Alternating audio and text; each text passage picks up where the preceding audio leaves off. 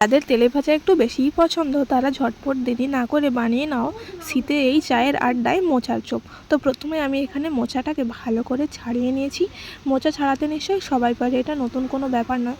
তো এই দুটো অংশ মোচাতে বাদ দিতেই হয়। তারপর ভালো করে কেটে জল দিয়ে ধুয়ে নুন ও হলুদ দিয়ে ভালো করে মোচাটাকে সেদ্ধ করে নিয়েছি। তার সেদ্ধ মোচার জল ঝরতে থাকুক ততক্ষণে আমি মশলা বানিয়ে নিই। প্রথমে কড়াইতে তেল গরম করতে দিয়ে পেঁয়াজ কুচি ও 1 চামচ লবণ দিয়ে ভালো করে পেঁয়াজটাকে ভেজে নিয়েছি।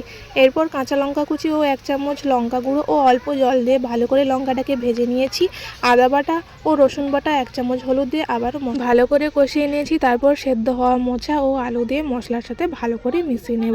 এবার চপের জন্য ব্যাটার বানানোর জন্য আমি 7 চামচের মতন কর্নফ্লাওয়ার নিয়েছি, 8 চামচ নিয়েছি বেসন, 1 চামচ নিয়েছি বেকিং পাউডার, 1 চামচ লবণ, 1 চামচ হলুদ ও 1 চামচ লঙ্কা গুঁড়ি ও পরিমাণ মতন জল দিয়ে মোটা করে ভালো করে ব্যাটারটা গুলিয়ে নিয়েছি।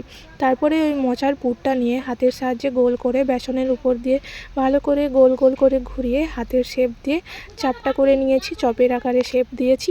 তারপরে এবার বেসনের পাতলা ব্যাটারে ওই চপগুলো ডুবিয়ে তেল গরম করতে দিয়ে একে একে চপগুলো ছেড়ে দিয়ে খুব বেশি আঁচে ভাজা যাবে না, হালকা আঁচেই আমি চপটা ভেজে নিয়েছি। হালকা লাল লাল হয়ে এলে ও ফুলে গেলে একের পর এক চপগুলো উল্টে পাল্টে যখনই লাল লাল হয়ে আসবে তখনই তুলে নিয়ে রেডি আমাদের মুচমুচে গরম গরম মোচা চপ। দেরি কি, চায়ের সাথে বানিয়ে নাও।